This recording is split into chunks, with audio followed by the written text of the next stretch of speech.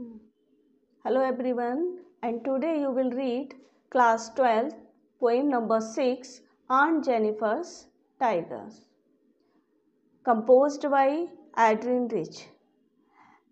Aunt Jennifer's Tiger, जैसा कि आप नाम से देख रहे हो आंट जेनिफर्स, तो आंट जेनिफर एक इमेजिन है पोइट की। उन्होंने एक नेम ले लिया है किसी भी फीमेल का, क्योंकि ये जो एड्रिन रिच थी ये एक फेमिनिस्ट थी, पोइट थी, और पोइट के संग संग फेमिनिस्ट थी। फेमिनिस्ट कहते हैं कि ऐसी पोइट पोइट या कोई भी महिला जो हमेशा महिलाओं को सपोर्ट करे और उनके गलत के लिए उनके साथ रहे। तो इसी प्रकार से जो एड्रिन रिच थी ये हमेशा ऐसी महिलाओं का साथ दिया करती थी। अब आंट जेनिफर, जैसा कि आपको बताया था, एक इमेजिन नेम है और इनके टाइगर्स, आंट जेनिफर्स के टाइगर्स का मीन्स जानते हैं सभी, चीते। अब जैसा कि टाइगर लोग जंगल में रहते हैं और वो फुल फ्रीडम से रहते हैं, स्वतंत्र रहते हैं, इसी प्रकार से वो चाहती हैं कि आंट जेनिफर्स जैसी महिलाएं जो होती हैं घर में रहती हैं, लेकिन वो सप्रेस रहती हैं, दुखी रहती हैं, परेशान रहती हैं, बाउंड रहती हैं। इतनी सारी उन्हें रिस्पॉन्सिबिलिटी मिलती है, रिस्पॉन्सिबिलिटी के साथ साथ उनको घर में एक टॉर्चर भरा हुआ माहौल भी मिलता है। तो उनके लिए वो रिस्पॉन्सिबिलिटी निभाना एक कहना चाहिए बहुत ज़्यादा भारी भरकम फील होता है। तो इसी प्रकार से उन्होंने ये आंट जेनिफर्स टाइगर्स जो पोएम है उसके थ्रू एक महिला की स्टोरी को डिस्क्राइब करने की कोशिश की है। स्टार्ट करते हैं poem. Aunt Jennifer's tiger prance across a screen.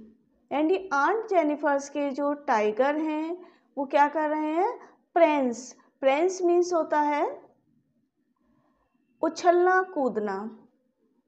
प्रेंस means होता है उछलना कूदना या walk with bounds. Across a screen, किस पर उछल कूद रहे हैं उनके टाइगर्स? एक स्क्रीन पर। स्क्रीन होता है पैनल। अब पैनल क्या होता है या स्क्रीन क्या होता है? देखिए, जैसे स्वेटर बुनते हैं, स्वेटर के जो आगे वाला पर्दा होता है उसको बोलते हैं पैनल। तो स्क्रीन मीन्स पैनल। तो आंट जेनिफर्स के जो टाइगर हैं मीन्स आंट जेनिफर एक स्वेटर बुन रही हैं और उसके आगे की जो स्क्रीन है, आगे का जो पर्दा है, उस पर वो टाइगर को बुन रही हैं। जैसे कि बहुत से लोग एम्ब्रॉयडरी करते हैं, बहुत से लोग बुनाई में डालते हैं, तो ये बुनाई में एक टाइगर को डाल रही हैं और उन टाइगर की जो प्रोसेस है या तरीका है वो क्या है? वो उछल रहे हैं और कूद रहे हैं, इस तरीके की बुनाई पड़ी हुई है। Bright topaz denizens of a world of green. Bright topaz denizens of a world of green. Bright means होता है चमकीला। टोपाज मीन्स होता है एक प्रकार का पुखराज, यानी कि अ प्रीसियस स्टोन, इसको बोलते हैं पुखराज। ये एक प्रकार का नग होता है डायमंड टाइप का, और ये कैसा होता है? चमकता रहता है। Of a world of green, कहाँ चमकता रहता है ये? वर्ल्ड ऑफ ग्रीन, यानी कि जो ग्रीन से मीन्स होता है फॉरेस्ट, यानी कि ये जो टाइगर है वो कहाँ पर रहता है? ये रहता है आपका फॉरेस्ट में रहता है, और ये हमेशा कैसा रहता है? चमकीला रहता है, यानी कि ये चमकता रहता है। इसके कार्य जो होते हैं अच्छे होते हैं, ये फ्रीडम होता है, ये किसी से घबराता नहीं है, इसलिए इसकी जो कंपेयर की गई है वो किससे की गई है? टोपाज से की गई है। They do not fear the man beneath the tree. अब सपोज कर लीजिए जंगल में पेड़ के नीचे कोई व्यक्ति बैठा हुआ है, तो वो टाइगर जो है इस व्यक्ति से घबराएगा नहीं, बल्कि कौन घबराएगा? मैन घबराएगा। तो यहाँ पर कहा they do not fear the man beneath the tree, ये किसी भी व्यक्ति से जो पेड़ के नीचे बैठा हुआ है उससे नहीं डरते हैं। कौन नहीं डरते हैं? ये टाइगर नहीं डरते हैं। They pace in sleek chivalric certainty, they pace, pace means होती है गति करते हैं, स्लीक, स्लीक मीन्स होती है एलिगेंट, यानी कि बहुत सुंदर लगते हैं, चिवलरिक सर्टेनिटी, चिवलरिक मीन्स होता है बोल्ड, बहादुर होना, सर्टेनिटी मीन्स होता है निश्चितता, और ये निश्चितता से बहुत बहादुर होते हैं और ये हमेशा गति करते रहते हैं सुंदर तरीके से। क्लियर हो गई होगी ये पोएम? क्लियर हो गया ये स्ट्रेंजा? अब देखिए इसमें फिगर्स ऑफ स्पीच भी बताएंगे आपको, राइमिंग स्कीम भी बताएंगे, राइमिंग वर्ड्स भी बताएंगे, लेकिन इसको हम पोएम के एंड में बताएंगे। पहले आप पोएम पढ़ लीजिए, क्लियर हो जाएगी, उसके बाद इसकी फिगर्स ऑफ स्पीच को समझेंगे। आप पोइटिक डिवाइसेस भी कहते हैं इनको, उसको आप समझेंगे। 5th लाइन है aunt Jennifer's fingers fluttering through her wool. अब aunt Jennifer's fingers, aunt Jennifer's की जो फिंगर्स हैं वो क्या कर रही हैं? फ्लटर कर रही हैं, यानी कि जब वो इस तरीके से स्वेटर बुन रही हैं तो उनकी फिंगर्स कैसी कर रही हैं? इस तरीके से कपकपा रही हैं। थ्रू हर वूल, वूल पर जैसे इस तरीके से बुनते हैं तो उनकी फिंगर जो है बहुत स्टेबिलिटी से नहीं बुन पा रही हैं, वो कपकपा रही हैं। क्यों कपकपा रही हैं? उसका रीज़न है कि आंट जेनिफर हमेशा घबराई हुई रहती हैं, परेशान रहती हैं अपने हस्बैंड से, और क्योंकि उनका जो बिहेवियर है, जो माहौल है घर का, वो कैसा है? टॉर्चर भरा हुआ है, इसलिए आंट जेनिफर्स की फिंगर्स फ्लटर कर रही हैं जब वो वूल यानी कि ऊन से स्वेटर को बुन रही हैं। Find even the ivory needle hard to pull. Ivory, ivory means होता है टस्क ऑफ एलिफेंट, यानी कि जो निडल है, निडल मीन्स सलाई, जो जिस सलाइयों से बुन रही हैं वो किसकी बनी हुई है? वे बनी हुई हैं टस्क ऑफ एलिफेंट, यानी एलिफेंट के जो दांत होते हैं आगे के बड़े बड़े जो दांत दो निकले हुए होते हैं उनको कहते हैं टस्क ऑफ एलिफेंट। उन टस्क से वो निडल बनी हुई है, लेकिन वो निडल भी उन्हें पुल करने में, जब वो उसमें डालती हैं एक फंदे से दूसरे फंदे में, तो उनको क्या हो रही है? बहुत ज़्यादा कठिनाई हो रही है। हार्ड टू पुल, हार्ड माने क्या होता है? कठिनाई होना, पुल मीन्स क्या होता है? खींचना, यानी उनको उस निडल को खींचने में क्या हो रही है? बहुत कठिनाई हो रही है। The massive band of uncle's wedding band.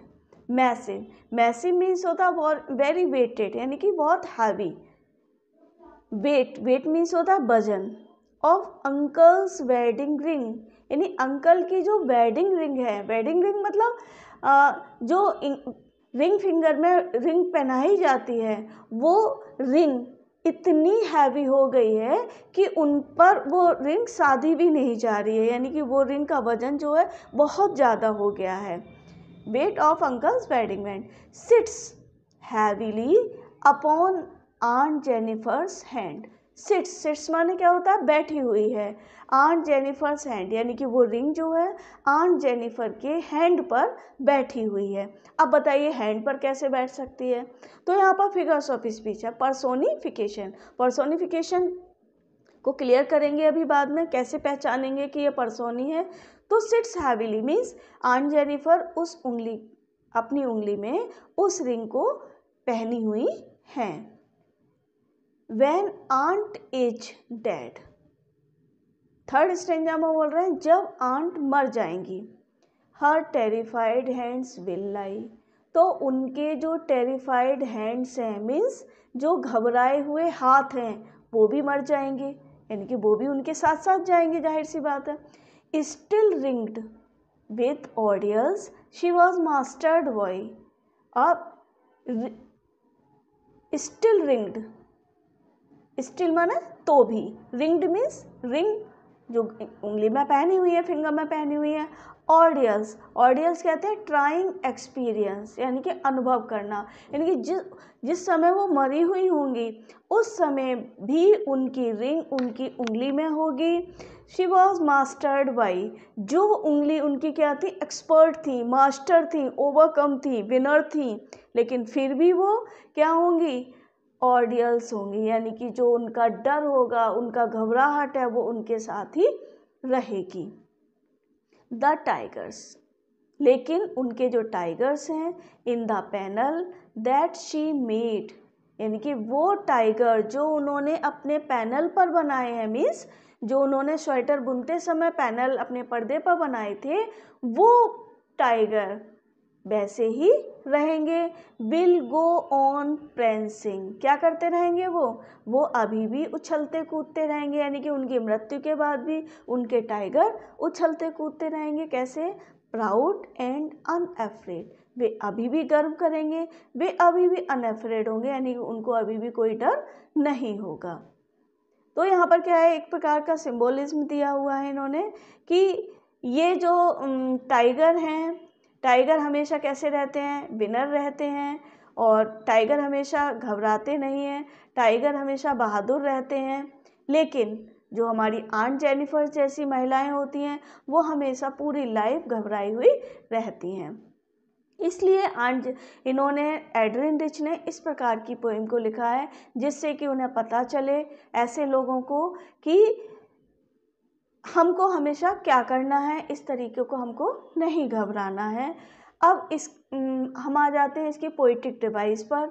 जैसे कि आपने शुरू में ही मैंने बताया था कि बाद में बताएंगे पोइटिक डिवाइस, राइमिंग स्कीम और राइमिंग वर्ड्स। तो सबसे पहले हम समझ लेते हैं इसके राइमिंग वर्ड्स को। देखिए, राइमिंग वर्ड्स का मतलब क्या होता है, राइमिंग वर्ड्स कहते हैं सेम प्रोनाउंसिएशन वाले वर्ड। अब सेम प्रोनाउंसिएशन क्या है इसमें देखेंगे हम। देखिए, स्क्रीन, स्क्रीन और ग्रीन, स्क्रीन और ग्रीन, ये सेम प्रोनाउंसिएशन के वर्ड हैं, इसलिए ये राइमिंग वर्ड हुए फर्स्ट।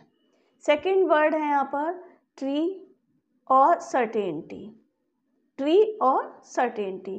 ट्री और सर्टेनिटी का जो प्रोनाउंसिएशन है बिल्कुल सेम है। सेकंड राइमिंग वर्ड ये हुए इस पोएम के। थर्ड है आपका वूल और पूल, थर्ड राइमिंग वर्ड हुए ये, इनकी सेम प्रोनाउंसिएशन है। ऐसे ही बैंड और हैंड, ये सेम प्रोनाउंसिएशन है, ध्यान रखेंगे। और ये कौन है, ये राइमिंग वर्ड हैं। फिर है इसका लाई और बाई, देखिए सेम प्रोनाउंसिएशन के वर्ड हैं, यहाँ पर ये राइमिंग वर्ड्स होंगे। नेक्स्ट है मेड और अनअफ्रेड, ये भी सेम प्रोनाउंसिएशन के वर्ड हैं और ये भी आपके राइमिंग वर्ड्स कहलाएंगे। नेक्स्ट आते हैं हम लोग पोइटिक डिवाइस पर। पोइटिक डिवाइस को देख लेते हैं। देखिए, पोइटिक डिवाइस में हम पूरी पोएम को देखते हैं।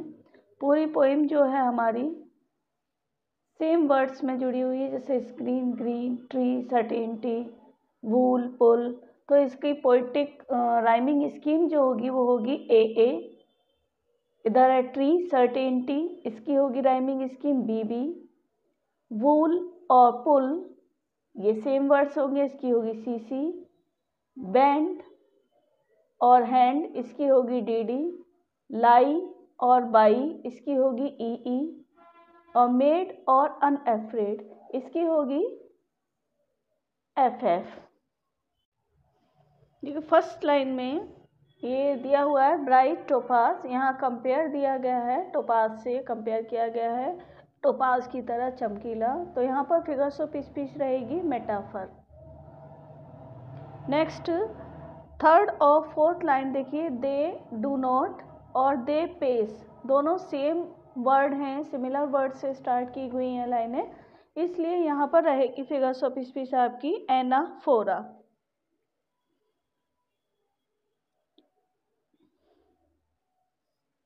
नेक्स्ट लाइन है आपकी, देखिए फिफ्थ लाइन में पहुंचते हैं हम लोग।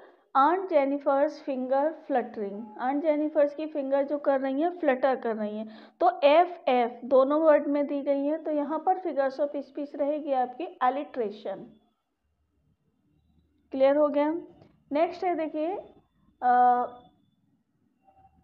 इसकी 7 लाइन पर देखें, मैसिव वेट, मैसिव वेट होता है बहुत भारी होना, तो यहाँ पर क्या है, हाइपर बोल दिया है, यानी कि अंगूठी जो है वो इतनी भारी है कि बर्दाश्त नहीं की जा सकती।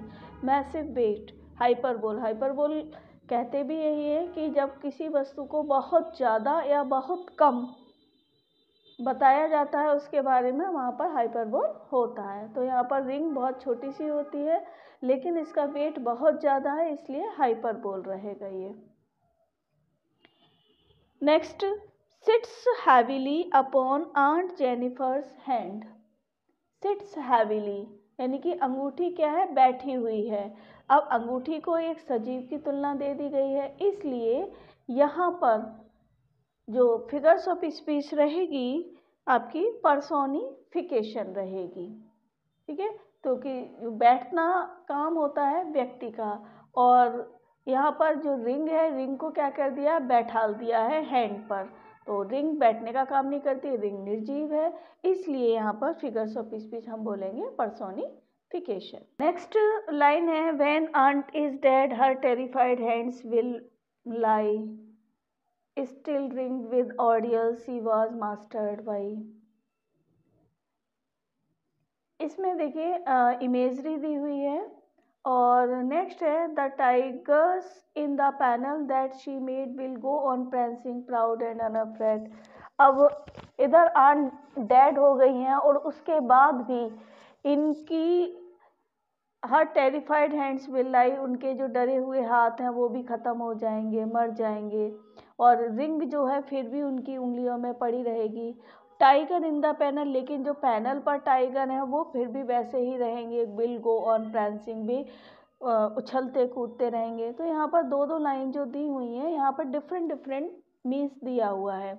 जब दोनों लाइन, एक स्टेंजा और एक स्टेंजा में दो डिफर अर्थ दिए हों कहीं पर भी, तो आपको देखना है यहाँ पर रहेगा पैराडॉक्स। पैराडॉक्स का यही मीनिंग रहता है कि दो अपोजिट बातें अलग अलग लाइनों में अगर दी जाती हैं तो वहाँ पर हमारी फिगर्स ऑफ स्पीच रहती है पैराडॉक्स। क्लियर हो गई होगी पोइम ये। इसी तरीके की पोइम आगे भी आपको मिलती रहेंगी। चैनल पर यदि आप नए हैं तो चैनल को सब्सक्राइब करिए। Thank you.